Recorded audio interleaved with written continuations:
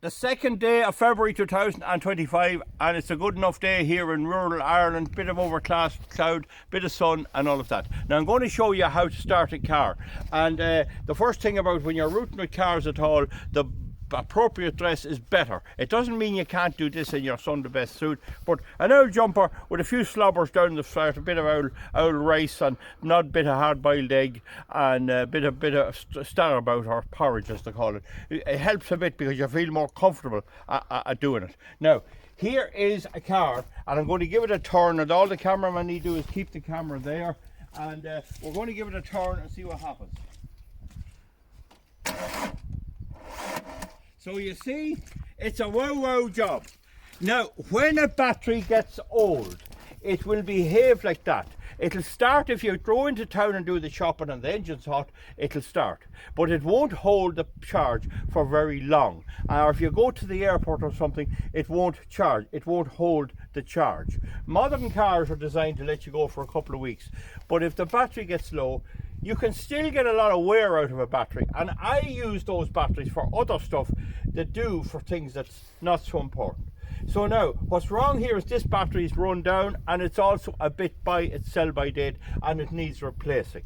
So what they'll tell you, and what the ordinary person will tell you, is you need a big pair of jump leads. Now the thing about jump leads is they're hard to keep because people borrow them. The best ones are made of copper rather than steel, because copper is pliable and it's a good conductor. And if you see them on sale there in various places, they'll give the strength of the engine. A 1000cc engine will have an easier turn than a 2-litre engine. In other words, a 1-litre engine will be easier to spin. So you don't really need big jump leads, and you're carrying jump leads around and they can be a problem. Now, what a lot of people doesn't understand is this car can be started without very expensive jump leads. And here's what I have here is just a made-up job. I use the earthen wire for mains electricity. It's copper. It's good and pliable copper. This is 6 square millimeters. Now, what we're going to do is we're going to bring up this level of the battery so that it'll be the same as if you had recently turned off the engine. But it's going to take a little time to do that. Whereas if you put the jump leads on, you may get a power immediately from your other battery, which is a good battery. But if you have this is almost as good. So you put one of your crocodile clips, which are the best, onto the negative of the battery, and this other one's a bit dirty, so you put the other one onto the negative of the battery of the car that you're using to start it. The next thing is you put the second one on to the positive. It's usually marked red. Give it a good grip there, and you take the other end of it, and this will spark. If you put this on the wrong way, it'll spark and could burn you. You'll get a nasty burn off a car battery. Now, I must say I can't be held legally responsible for this. I'm just trying to give people the concept. How it's applied is beyond my control. So if you're going to be sending me solicitors' letters to say you followed my advice and you got all destroyed or burned, I'm sorry, I have to let you know. Get a mechanic if that's the way you're feeling. There's no shortcut around this. Now I have the negative, that's the minus to the minus here. I have the positive to the positive here, and we're going to touch it. And when you touch it, you should see a tiny spark, because what's happening is this battery is well charged. It's about 13 volts. This one is not well charged, and it's about maybe 10.5 volts.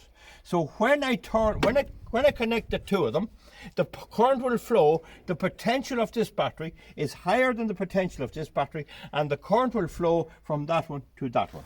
And there should be a very tiny spark, a resistance spark from it, if the thing is working right. Now, however, if you were to leave that there, you'd be an hour at least till you'd bring this up to the equilibrium. You'd bring that from 13 down to half the difference. So this is 10.5. 13, so what's that? That's 2.5, and the half of that, what's the half of 2.5? Is 1.25 in my view. Don't hold me on the mathematics, but 1.25. So you'd only bring it up to below the level you need. 10.5 and 1.25 is still not 12 volts. So what you then do is you start your driving vehicle. Your driving vehicle and this vehicle, they're both two Volkswagen Caddies, have an alternator. And the alternator has a regulator. The regulator takes half the voltage, 6 volt, and it lets the power into the rotor in the center of the alternator, so that it lets only in enough. If it's low, it lets in more, and when it backs off in the summer, when you're not using lights or anything else, it charges very little. That's why you'll get a very slight improvement in fuel consumption in summer than in winter. So there's a very slight weak current going there, and you always have to bear in mind the possibility of bad connections. Sometimes connections don't make well, you have to recheck them. So the next job now is to start the driving vehicle.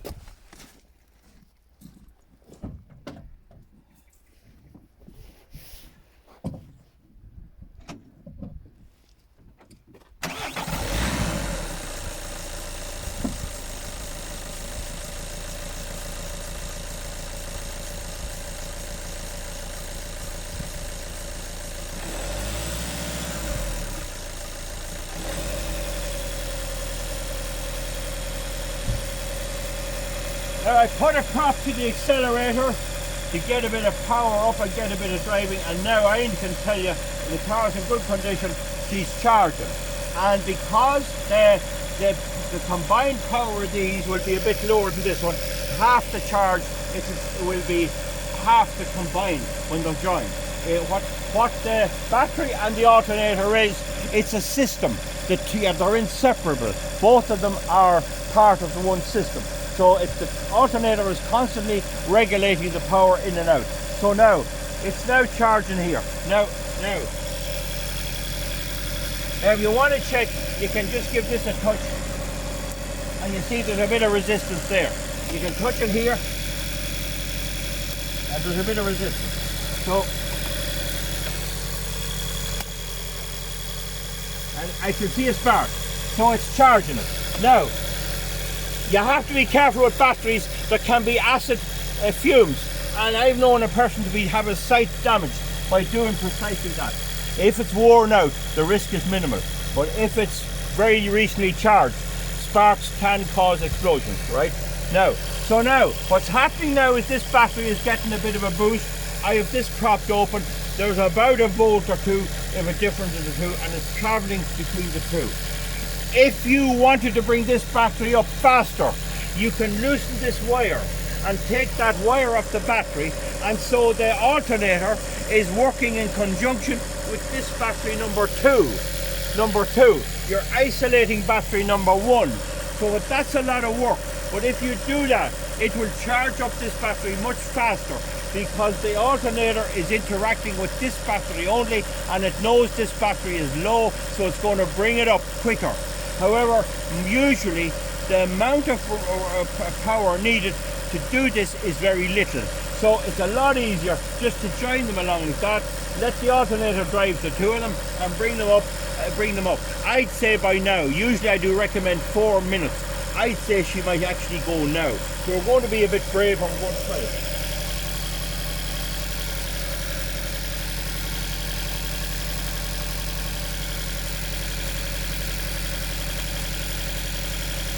She might start and she might not.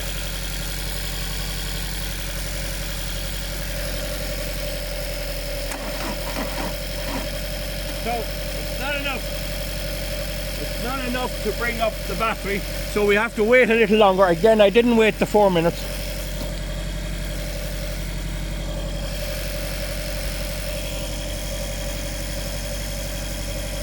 Now we're going to pause to give it a few minutes, but when I take this off and keep my face away, I'm getting a spark.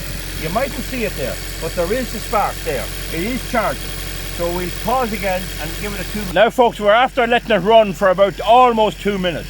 And I have checked here to make sure that the current is getting through. Do you see this? Don't hold your face directly over it. You won't see the spark there, right? But it's getting through. I know from the little spark. So make sure all the connections are right. So now at 2 minutes it should run. So we're now going to check it. Now, hold on now, we're going around now to check it, right? So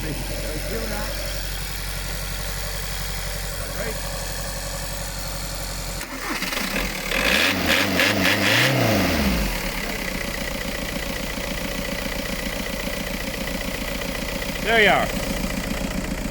So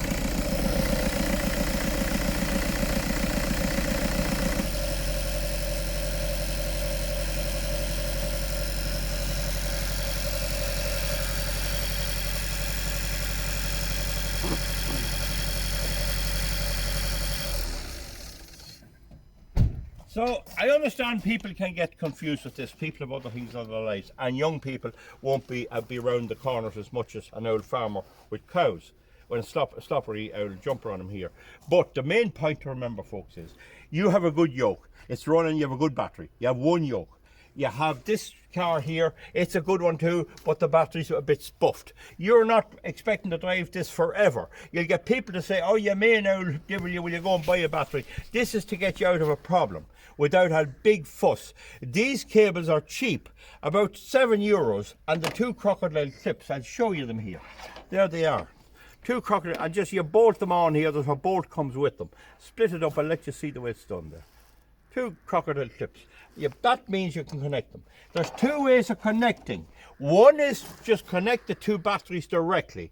That works in this case provided you have another 2 minutes. 2 minutes is not much. When you're in the nursing home, you'll be 20 years paying $1,200 a week. So that'll tighten you. But the thing about it is, this gets you going. Now, if you want a quick charge, or if that was a big tractor battery and where they're not well balanced, you're better off unscrewing this battery terminal. Take it off, put something under there you can't touch, and put this on the terminal, on the wire coming in. Not the terminal. In other words, isolate that battery. You don't have to take off the two. In a circuit, if you take off one, that's it. And then just connect it onto the terminal. Sorry, I keep saying the terminal. Do not connect to the terminal. Connect it onto the battery cable. And that means that the alternator is powering this battery directly. It knows exactly what the power is it in, and it'll charge it up much quicker. But I wouldn't do that. The whole idea I'm trying to get across here is you do not normally need big, strong jump leads. If you put that there to that with a big pair of jump leads, definitely it'll run the power through. But even then, you're better giving it a little time for the two batteries to reach equilibrium. And you're better have this car running. Just as simple and cheaper is to use the existing car battery, the whole regalia. Put something on the throttle and the accelerator and keep giving it a little spin. And connect it here to your dying battery. Your dying battery will increase, it'll come up nicely, it'll gain in voltage, and after about 2 minutes, as we see there, and if you can give it 3, you have a battery now that's like if you're after turning it off. So I hope I've explained that. Ask me any questions underneath. We're just going to start up again. We're going to start this car again. Once you get it started, its own alternator clicks in and you can remove the cables. And you might need to run it or bring it on a bit of a spin and charge up your battery. So camera person, will you just hold on this? The older one, the green one, is charging its own. Take the wire off carefully, keeping your face away. Keep it well away there. Get out of the habit of doing that. Don't do that. Do it this way. Or look over there. See the way of the spark? Yeah.